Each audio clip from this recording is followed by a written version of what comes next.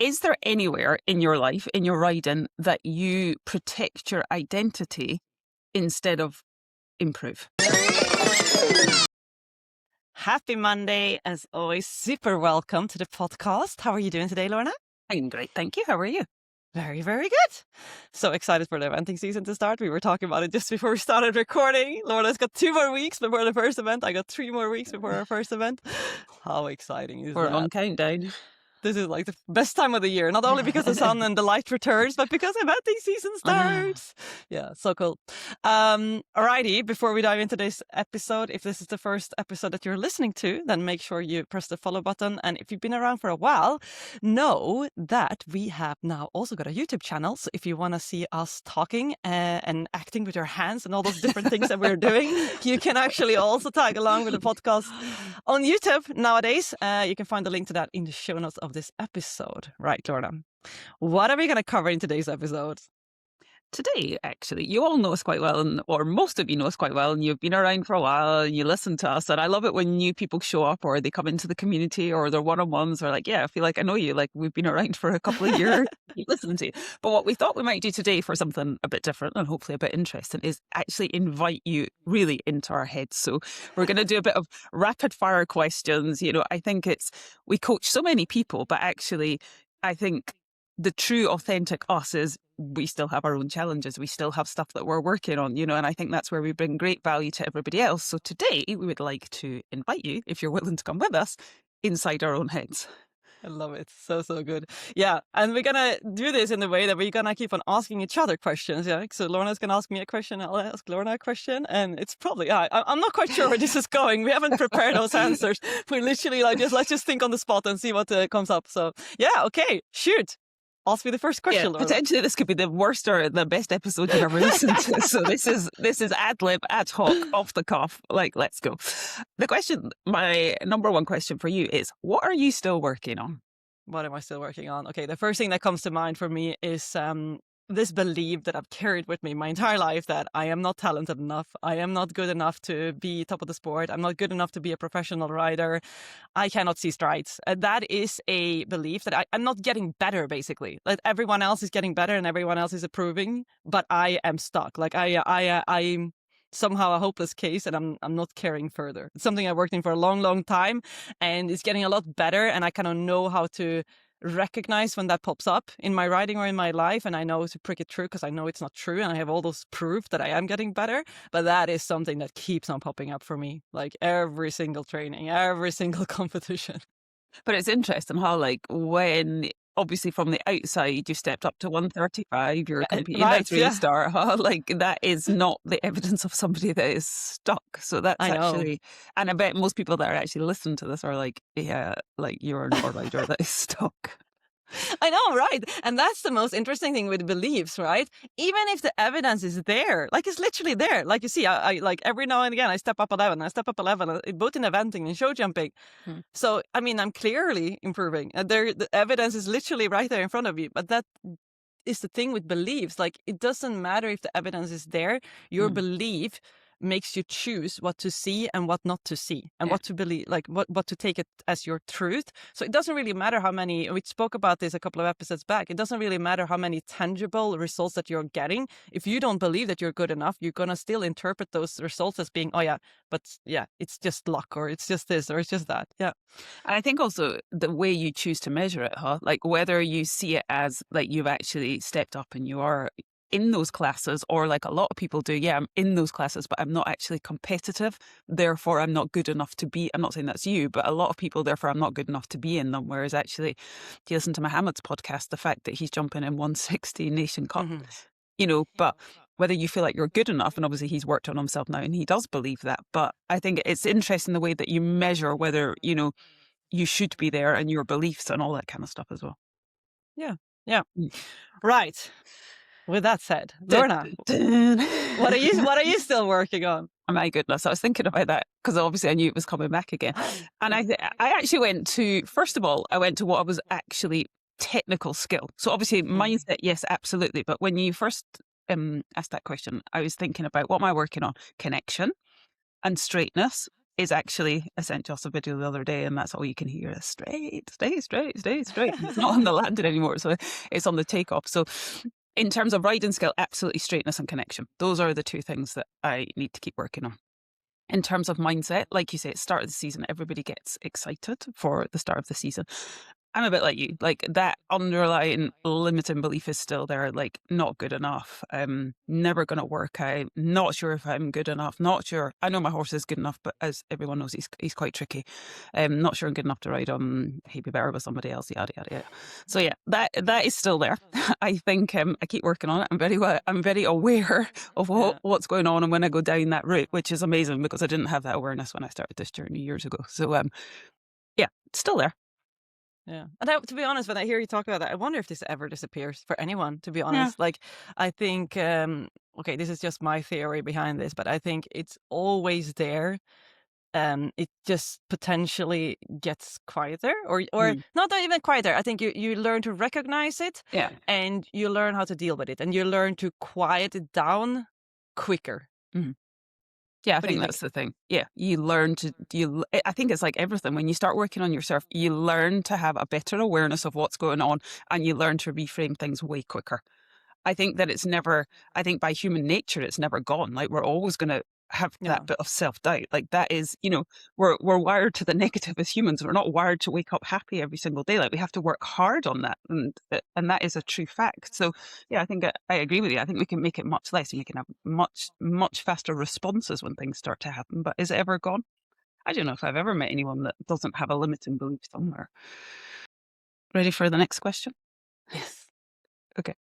It's my turn to ask you. Already we've gone off somewhere and I'm like, where are we with this? Okay. When did you last doubt yourself? This morning? Yeah, definitely. Or last night, actually. Last night, even. Yeah. Yeah. When did I But last doubt myself? Yeah. I think we doubt ourselves all the time. But again, it's the size of the doubt, isn't it? Like, you have those little niggly doubts, which we can usually be like, oh, just get on with it, or just do this, or just do that. What did you last doubt yourself with last night? so I'm selling a horse right now. Yeah. So for those who don't know that, it's my incredible horse Queenie that I've jumped up to 135 with, who's Yeah. taught me so much, and it's quite an emotional thing. It's one of the hardest decisions I've ever had to take to sell her, Mm. and it's also the first time I've sold a horse that I'm selling a horse for like a substantial amount of money, and Mm. I think that whole process of like how to do this, what to say, and how to communicate. And, people ask you questions. How should I reply? Like, all that is doubt because Mm. it's something new and it's something I haven't done before. Yeah. So yeah, that's why I say like last night, definitely I was chatting to someone who's interested in her, and yeah, definitely that doubt of like, am I even good enough to sell a horse for this kind of amount of money? Have I produced her to a point where she's good enough to be worth that kind of money? Am I a rider? When I send those videos through, it's like, oh, they're probably gonna think that I'm a shitty rider when I'm sat on Mhm. her, and all those things, and it's all self doubt. And it's interesting, isn't it? Because that's obviously that threat part of our brain that sees everything, am I safe in this situation? No, I'm not. I'm Hmm. vulnerable. By sending somebody videos like, Yeah. I am vulnerable. And obviously then, the story starts in your head, but are they going to judge this? Are they going to judge that? So rather than actually being able to access that part of your brain that's like, okay, what's the plan in here? I get the videos to them. I give them the information that they need, Mhm. and we end it there. We start going down that whole rabbit hole of, making stuff up. And I think everyone does that in any situation where they feel vulnerable. We start to attach a story to it. Yeah. So yeah, For sure. it's with everything. And I think Yeah. every time, and I think if you haven't felt doubt for a while, I think that just means that you're in your comfort zone. You're Mm. doing the things that you've always done that you know that you can do. But Yeah. the second you're doing something new, like I'm doing now, then or you're pushing your comfort zone or you're stepping outside of your usual habit, you're stepping outside of what you're normally doing. Here's the thing, it's a natural part of it because you haven't done it before. Yeah. You're not sure that you can do it. You don't have that hard proof evidence that you can do it. But here's what I'm choosing in those situations. Okay, now stepping one step further. But I'm like, what will be will be. Yeah. And here's the thing, whatever happens, I'm learning something from it. As long as I do something, as long as I reply something to this message, as long as I take a action, I will either it will turn out well or it won't. But, Yeah. no matter how it turns out, I will learn something from it. So I trust that it's an amazing opportunity to learn. And I trust that, I'm making the best decisions now based on what I know today and based on the experience I have today. And whatever happens, I will become a better, stronger person from it. And it's actually interesting as well how when you send people videos, it's interesting how we turn the importance on ourselves. Where actually what somebody wants to see is how the horse actually goes in the ring and the quality of its canter and the straightness and all those kind of things that people look for. But actually, we turn it around on ourselves and think, vulnerable again. We think that they're going to judge us for whatever we're doing in that moment. Yeah. 100%. Okay, I got another question for you, Lorna. Slightly like it's a similar question, but since Okay. you were talking, I was already talking about now what I do when I get then uncomfortable and when I Yeah. start to doubt myself. So, Mm. how do you respond when you get uncomfortable? I would, through work on myself, I do now lean into it. Does that mean I feel good about it? Does that mean that suddenly I don't have any nerves or I don't feel uncomfortable? Absolutely not. But I am well aware for me to grow as a person and to get better, whether that's in my riding, in my coaching, being a friend, whatever that looks like, I need to step into the uncomfortable. And actually, I had a training the other day, which I sent to you, which was it was quite an epic training. Probably not the easiest training, because it wasn't an easy training, but the easiest the horse has turned and done all that kind of stuff. And I got to a point in it and I'm like, okay, let's just stop now. Like my ego was like, stop now. This feels really good. It's all working out. We're turning on the lines. It was a challenging training, but I was aware of it inside. I'm like, okay, let's stop. And obviously I would never say let's stop in the middle of a training, but I was aware of it. And then I tuned into myself and I was like, oh, why do you want to stop now? And that was my ego, because my ego wanted me to stop there before it went wrong. Like before I chased down on a distance, before I couldn't turn to a skinny, before something started to unravel. But actually in that moment, and it was the night after we'd had our really cool group coaching call, and we talked about how to get that extra 5% out of you, like squeezing that last little bit out of the toothpaste that you can't quite get out. And I'm like, this is your opportunity. This, practice what you preach. This is what you sat there and told everybody the night before. How do you get that extra 5% out? And it's not about it always going wrong. It's about my comfort zone was to end there when it had worked out.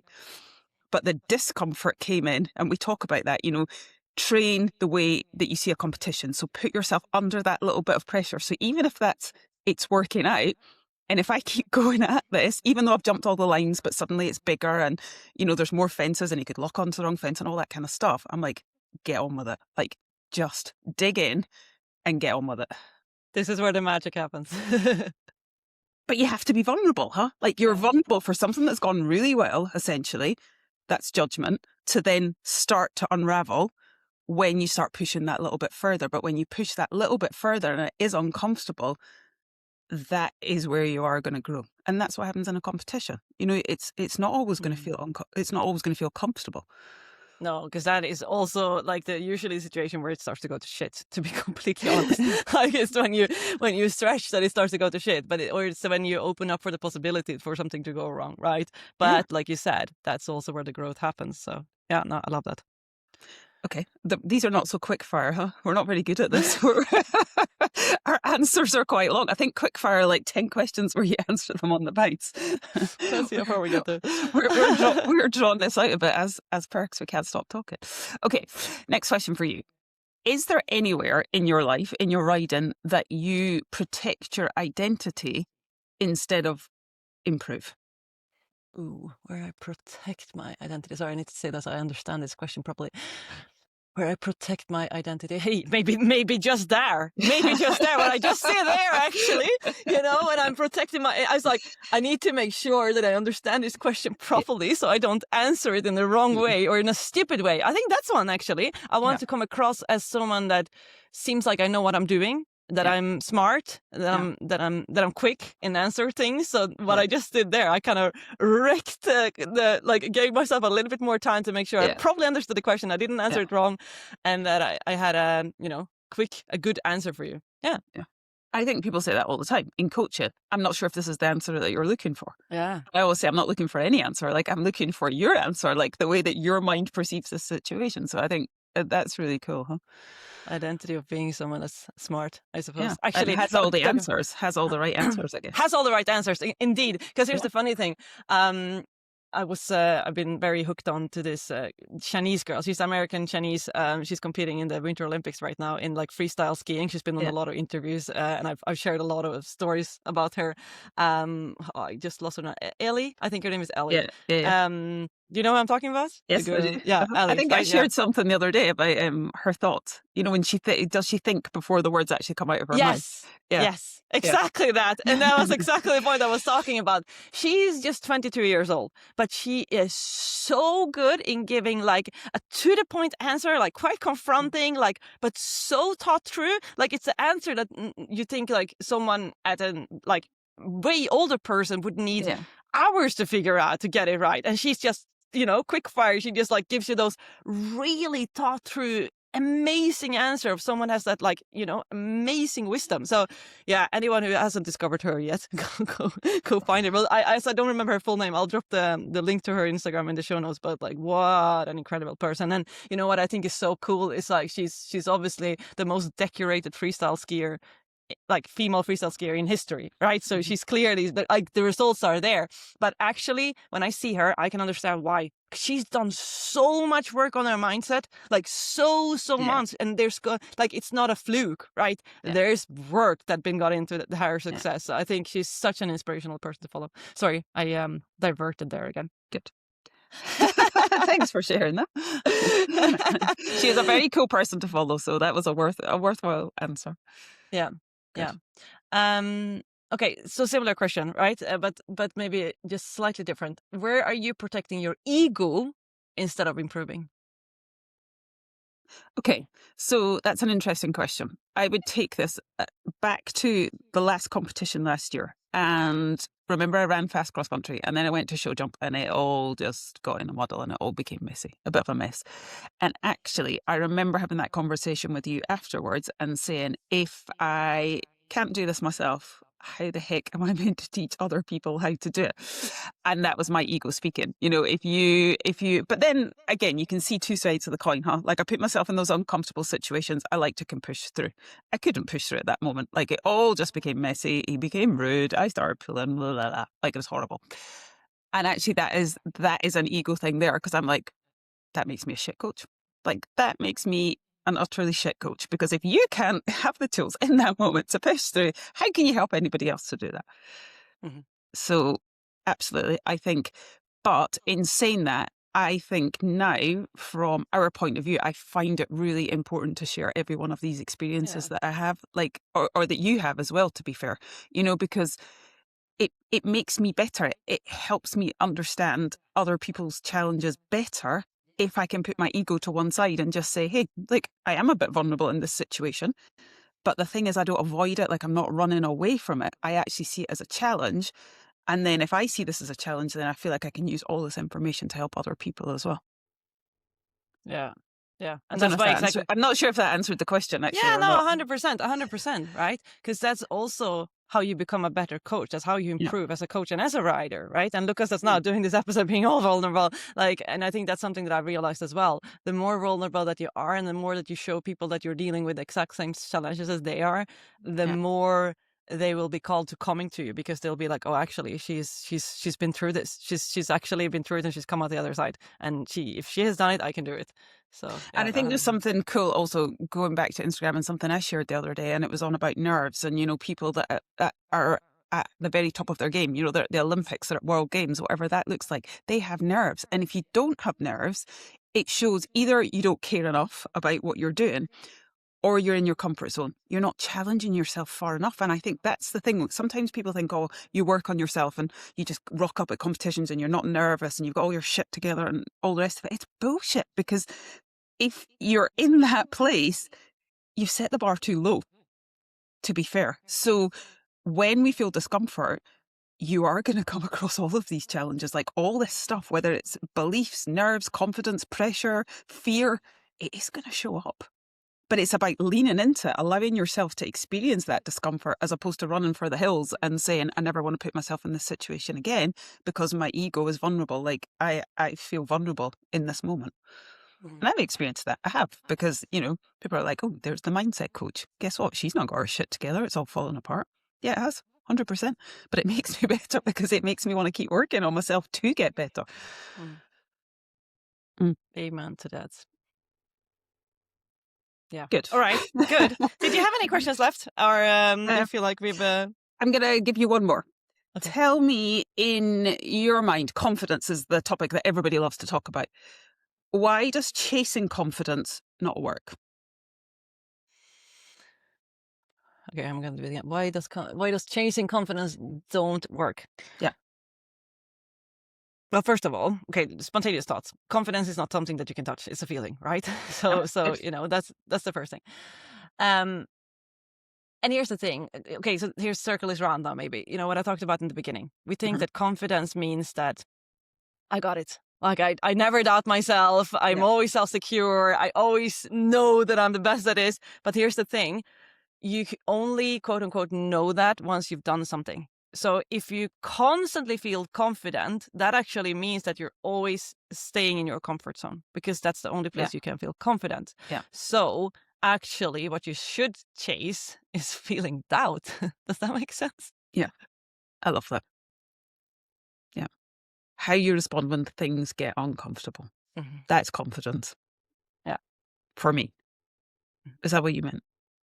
No, I just meant that if you feel confident all the time, it means Yeah. that you're not growing. It means Mm. that you're not growing. It means Yeah. that you're not getting anywhere. So if you're doing things that you always feel confident, Yeah. that is actually just keep on doing the same things that you already know that you're doing. But that means you're also going to stay stuck. So that's Yeah. why that's not a good long-term plan, right? What Yeah. you want to do is challenge yourself and put yourself in a situation where you don't feel confident, because that's where you have the potential of growing. Yeah. Good. Right. Should we? I see that we're up at above 20 minutes. So should we? That wasn't so rapid fire, but anyway, hopefully we've let you inside our heads a little bit of our own thought processes when Yeah. things get I'm gonna- uncomfortable. 100%, and a bit away like how we think. And what I would say is also, here's an invitation for you to send your questions to us. Is there something that you want our take on, or you want to know how we approach a certain situation, or what our philosophy is about certain things? Is there something that you want to know that goes inside of our minds, because we haven't obviously covered all of it here? So let us know. Send us your questions via email or via Instagram. You'll find all the links in the show notes of this episode. Anything else, Lorna?